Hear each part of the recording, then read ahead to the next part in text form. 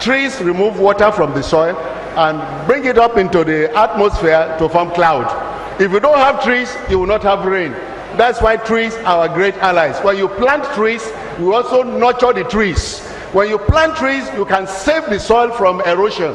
When you plant trees, you can save your properties. The airport planes were destroyed because you find that some houses without trees, sandstorm comes and blows the roof off. So the trees bring the water down, and they also make sure that water is a cycle as it is there. But very quickly, in your question you did not ask me, you are wearing a green tie, I'm wearing red, I'm wearing red shirt.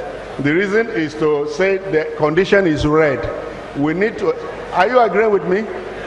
To empower the youth without power is useless. Can there be power without power? Youth in the house. I have just been approached by all the barbers and salons in Nigeria as an association. They need very smart power system from solarized kiosks to empower them. There will be unemployment will be solved, and that also creates the crisis of making sure that there is no food crisis, because when you don't eat well, you know what happens, you also be sick. So the water relationship with climate change is very clear. They are like husband and wife. As soon as the climate weather is increasing, it's getting hotter, and the message is clear to everybody now. Everybody now knows about climate change. They say this weather is so hot. Somebody even took fan on his own body, and there was a guy who went naked on a machine recently because he could not. He removed his dress. He was still feeling hot. He could not remove his skin, so he went on machine naked. I don't recommend it. If you do that one, you are against nature. So please, let us. The message is clear. Plant a tree, nurture it, and watch your money grow. Together, we can become that change to create the future we want. Let us work together. Thank you very much. Now, Dr. Jibuno, our biodiversity are going to extinction. Don't you think we shall be following soon? If they are going to extinction. Well, I'm happy to see that amongst us today is the Honorable Minister of Environment, because I used to refer to her as Madam Sustainable Development. Whatever we do today, I think we have to look at 10, 15, 20 years ahead.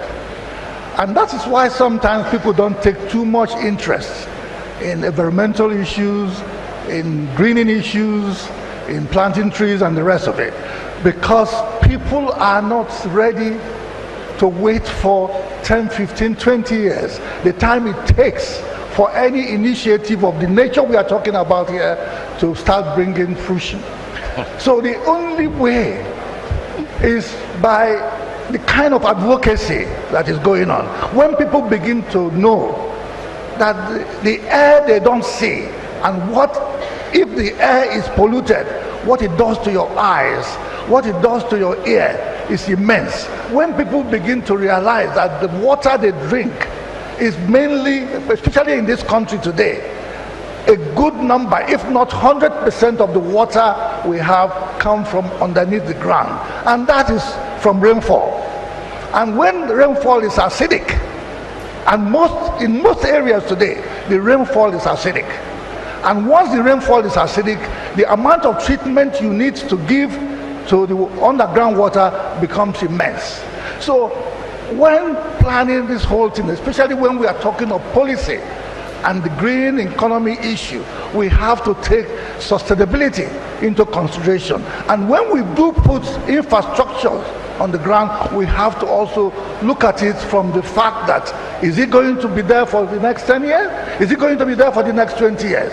Then lastly, let me also address the issue of the youth, because like was mentioned a few years ago by United Nations policy on environment, that we are borrowing the environment from the generations coming before us. What price? At what price are we making this? Are we borrowing this environment from them? Which is why, in most cases today, we have instituted a tree planting competition among secondary schools, Because once they get educated on the need to have this greenery around them, they extend it to their parents. So educating the kids, the children today, makes a huge difference to the whole thing. And we also have started a program known as Little Garden Today, Little Forest Tomorrow. Little Garden Today, Little Forest Tomorrow. They do take time to materialize, but that is also another way of restoring the kind of vegetation that we have subjected our country and our lands to. Thank you very much. Thank you very much. Now, Mr. Adeleke, our guest speaker, you will recall this discussed the issue of power to energy. Apart from that, don't you think there is any other value in our waste, or other than that is complete waste? I think our guest speaker spoke about the 3 R's: recycle, reuse, and the other R is reject or whatever.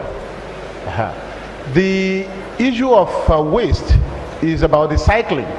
The most important thing is looking at that cycle as a complete one. If the way we use waste, or the way we even the way we think about recycling it, starts from the source. If you reject something that is not useful, then you won't use it at all. And many of it is that you are not using that because it's not the best to use.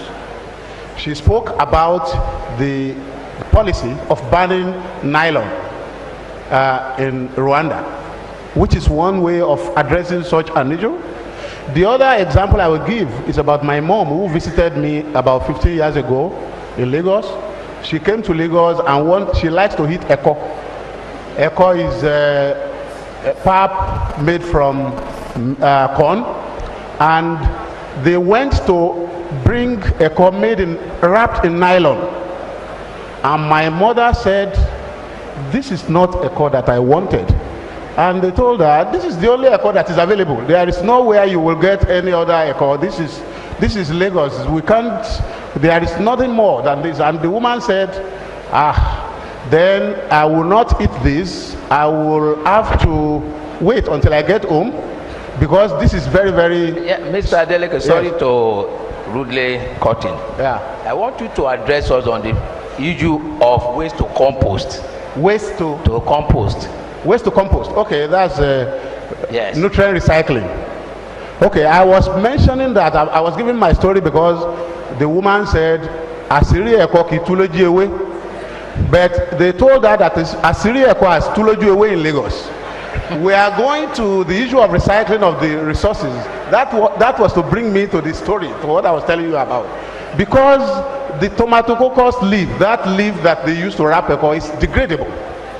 As much as they were on the street of Oje in Ibadan, they can still be collected and kept somewhere under the soil, and 21 days you can still go there with some insects acting on those leaves. They can become something you can take to somewhere else to use as manure in some farms. Our fathers know how they do the agriculture, and they use what they call mulching. Mulching protects the yam to ensure that they get better yam as produce. But our farmers today are using chemicals to even remove the weeds. So recycling is a better nutrient use in farms. Recycling is a better nutrient use in the resource we use. So it's a simple way of answering it, that the resources are reducing. And because they are reducing, we are using alternatives that are not good. That's why I gave the example of eko and nylon. So nutrient recycling is the most applicable way for agriculture, for domestic use, and for us to be able to deal with the issue of wastes.